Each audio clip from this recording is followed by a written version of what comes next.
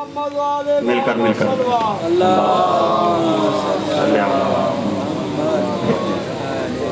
اجازت ہے جی، بات شروع کی جائے۔ اعوذ باللہ من الشیطان الرجیم، بسم اللہ الرحمن الرحیم۔ الحمدللہ الذی جعلنا من المتمسکین بولایت امیر المؤمنین وإمام المتقین علی ولی اللہ وأولادہ المعصومین حجج اللہ علی الخلق، اما بعد فقد قال اللہ تبارک و تعالی فی کلام المجید والفرقان الحمید، بسم اللہ الرحمن الرحیم۔ وَيُعَظِّمُ مِن شَعَائِرِ اللَّهِ فَإِنَّهَا مِن تَقْوَى الْقُلُوبِ۔ بلندتر صلوات پڑھ دیں محمد وعلیہ۔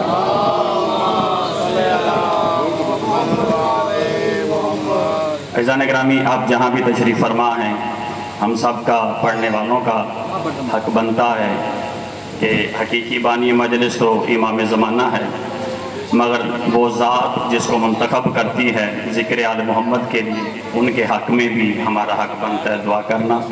ہمارے حاجی نذیر حسین، حاجی بشیر حسین، ان کے عزیز و کرب جتنے بھی اس مجلس اعزاز میں اور امام بارگاہ کے حوالے سے جس طرح بھی شریک ہیں، مالک ان کی محنت کو قبول و منظور فرمائے اور ان کو جلدی سے پہلے شفاء کلی عطا فرمائے۔ اپنے پاک شہنشاہ امام زمانہ کے ظہور میں تاجیل کے لیے بلندتر صلوات پڑھنا۔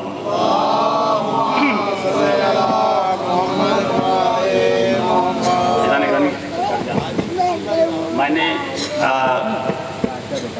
بڑی مشہور آیت کو تلاوت کیا ہے کہ اللہ نے کہا کہ دین اسلام بلڈنگ بنانے کا نام نہیں ہے، دین اسلام بڑی بڑی گاڑیوں کا نام نہیں ہے، دین اسلام لمبی لمبی عبادتوں کا نام بھی نہیں ہے، دین اسلام نام ہے تعظیم کا، اور جو شخص بھی دین اسلام میں ہوتے ہوئے تعظیم نہ کرے وہ توہین کرتا ہے، اور جو توہین کرتا ہے اللہ اسے پھر توبہ کی مہلت بھی نہیں دیتا۔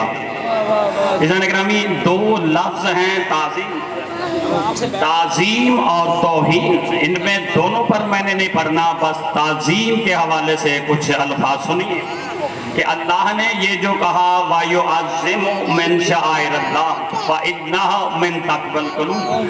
اللہ نے کہا کہ میں نے ان لوگوں کے دلوں کو دیکھ لیا ہے، ان کی نشانی یہ ہے کہ وہ تعظیم کرتے ہیں، تقوی والے تعظیم کرتے ہیں، اور تقوی ہے نام ولایت علی کا۔ اور اللہ نے بھی کہا وَأَلْزَمَهُمْ کَلِمَةُ التَّقْوَى، اللہ نے کلمہ تقوی کو لازم قرار دیا۔ اور جب مولا سے پوچھا کہ مالک یہ کلمہ تقوی ہے کیا، کہا انا کلمۃ التقوی۔ مومنین کے کلمہ تقوی کو ولایت علی کہا جاتا ہے، یعنی جن کے دلوں میں علی آ جائے پھر ان پر لازم ہے کہ وہ شاعر اللہ کی تعظیم کریں۔ جو تعظیم نہیں کرتا اس کا مطلب یہ ہے کہ اس کے دل میں ابھی تک علی آیا ہی نہیں ہے۔ تو اب میں تعظیم کی طرف جانا چاہتا ہوں، نماز کے ذریعے بھی تعظیم سمجھانا چاہتا ہوں اور قرآن کے ذریعے بھی تعظیم سمجھانا چاہتا ہوں۔ آئیے ہم پہلے ابتدائی طور پر تعظیم کو دیکھتے ہیں کہ جو تعظیم کرتے ہیں ان کو اللہ کون سا رتبہ عطا کرتا ہے۔ اللہ نے انی جاعل فی الارض خلیفہ کا اعلان کر کے اور ساری کائنات کے ملائکہ کو حکم دیا کہ جب اس میں میری روح آ جائے تو تم سب سجدہ کرنا۔ تو اللہ ابلیس ابا واستکبر وکان من الکافرین، ایک ابلیس کے سوا سب نے سجدہ کیا۔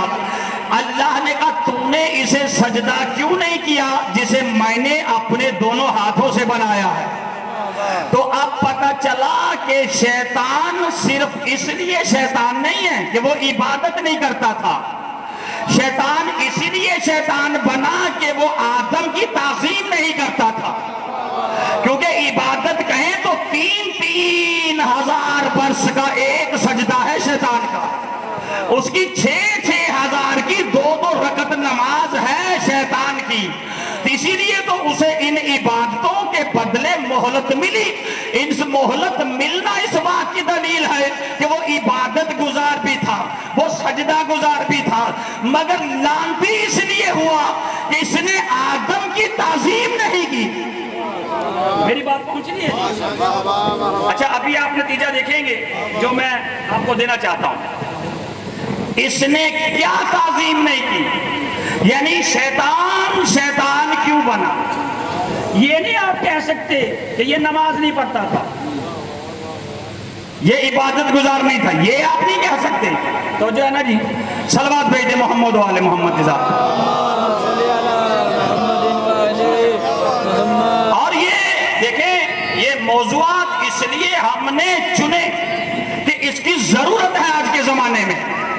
لوگ فتویٰ لگا رہے ہیں کہ یہ علم، یہ شبیہ ذوالجناح اور یہ ماتمداری کو عام ہلکا کر رہے ہیں اور اس کی اہمیت کو گھٹا رہے ہیں اور لوگوں کے دلوں میں ڈال رہے ہیں کہ یہ شیعہ کیا کر رہے ہیں، یہ وہ کر رہے ہیں، یہ حسین نے نہیں کیا، یہ وہ کر رہے ہیں کہ یزید نے کیا معاذ۔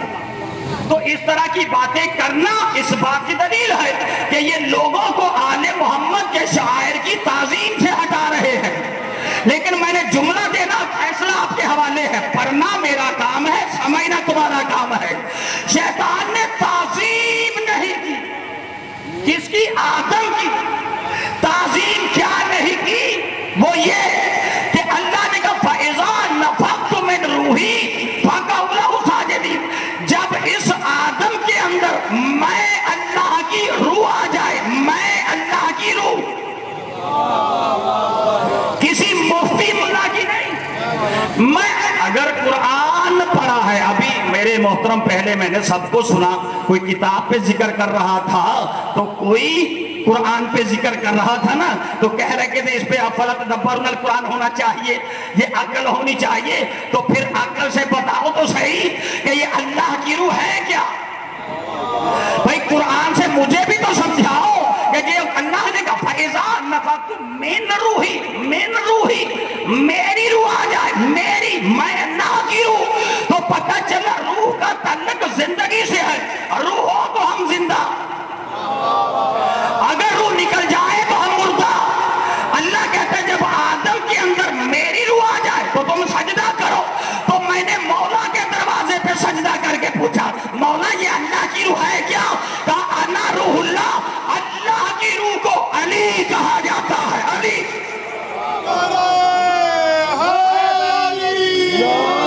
دونوں ہاتھ بلند کر کے غدیری نعرہ حیدری۔ پہنچ رہی ہے جی بات آپ کے بیٹے، آپ کے بھائی کی؟ میں آپ کا عزیز ہوں، آپ میرے لیے بس دعا فرمائیے۔ اور یاد رکھنا، شیطان نے روح کو نہ دیکھا، اللہ نے کہا میں نے امر کیا تھا، شیطان نے امر کو نہ دیکھا۔ اللہ کہتا ہے میں نے حکم دیا تھا، شیطان نے حکم کو نہ دیکھا۔ اعتراض کس بات کیا کیا؟ یا اللہ میں اسے بہتر ہوں۔ اللہ نے پوچھا کیسے؟ کہا اسے تو نے بنایا ہے تراب سے اور مجھے بنایا ہے آگ سے۔ تو پتہ چلا شیطان اسے کہتے ہیں، تعظیم کا معیار یہ ہے کہ جو صرف تراب کو دیکھے، پیچھے ابو تراب کو نہ دیکھے، وہی شیطان ہوتا ہے۔ یعنی تعظیم کا منکر، وہی تعظیم کا منکر ہوتا ہے، وہ تعظیم نہیں کرتا جو کہتا ہے خلقتہ من طین وخلقتہ من نار، اسے تو نے مٹی سے بنایا، اسے تو نے تراب سے بنایا اور مجھے تو نے آگ سے بنایا۔ تو پتہ چلا شیطان کا قول بتا رہا ہے، شیطان کا پیغام بتا رہا ہے کہ اس کی نظر تھی صرف مٹی پر، اس کی نظر تھی صرف تراب پر۔ تو ابھی میں تعظیم کا جملہ پہلا دینے لگا ہوں نوجوانوں، آپ کے ذریعے پورے سائیوان میں پیغام دینا چاہتا ہوں کہ سنو، شیطان عبادتوں کی وجہ سے شیطان نہیں بنا، شیطان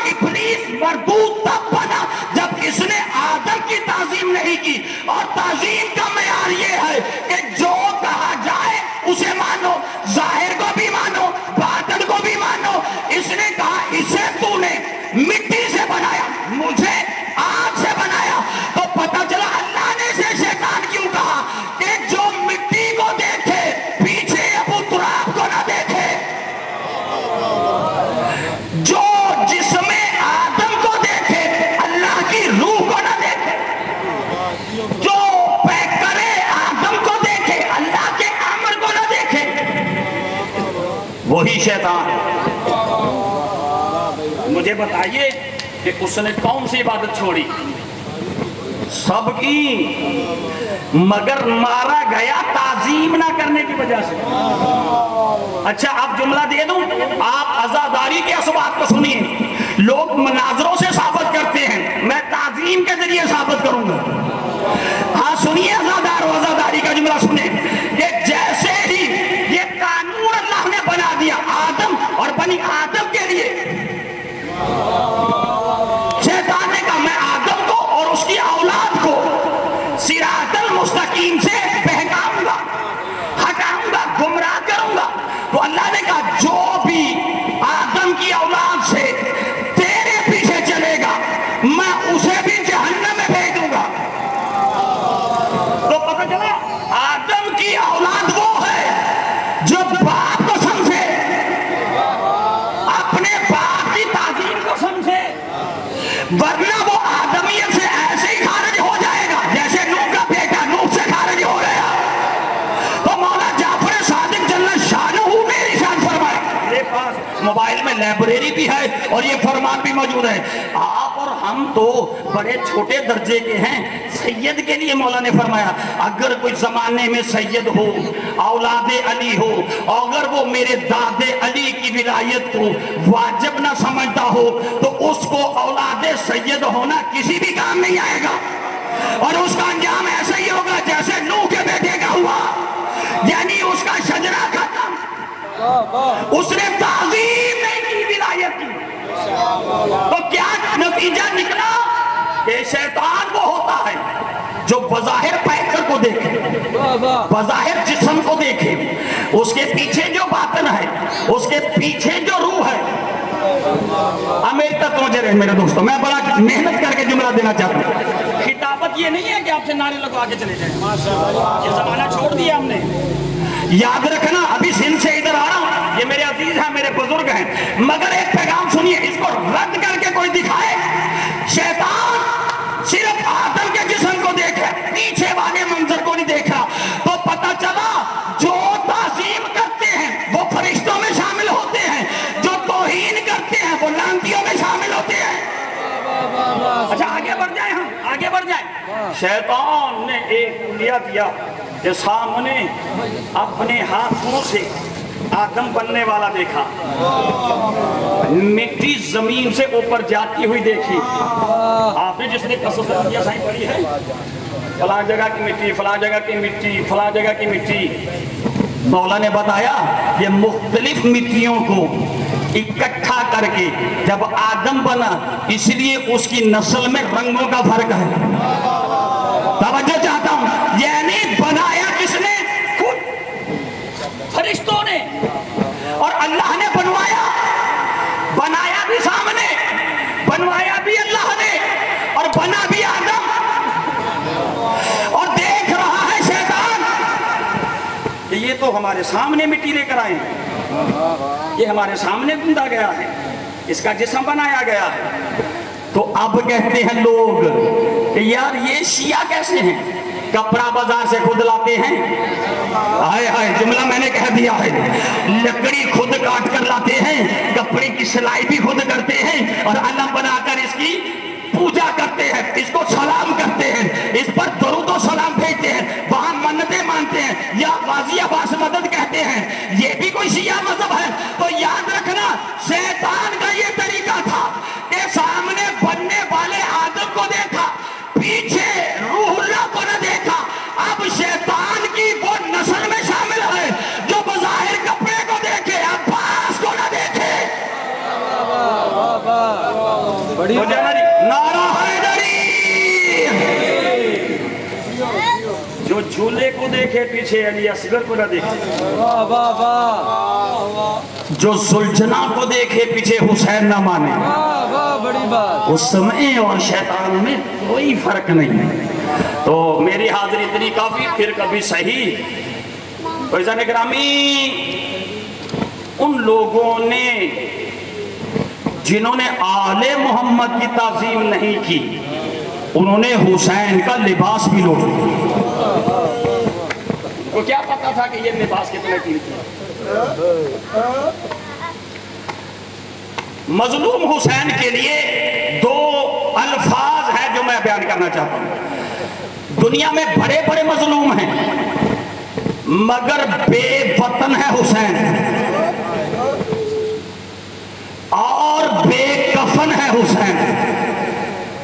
دنیا میں ہر مرنے والا، دنیا میں ہر مرنے سے پہلے بندہ یہ چاہتا ہے کہ جب وہ مرے تو اپنے عزیزوں میں، اور اس کے عزیز اس کو غسل بھی دیں، اس کو کفن بھی دیں، اس کا جنازہ بھی اٹھائیں، اسے دفن کریں.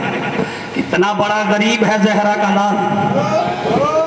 ارے وطن سے بے وطن مارا گیا، ارے خود نہیں مارا گیا، اس کا اکبر بھی مارا گیا، ارے اس کا عباس بہادر بھائی بھی مارا گیا، ارے جس کا 6 ماہ کا علی اصغر بھی مارا گیا.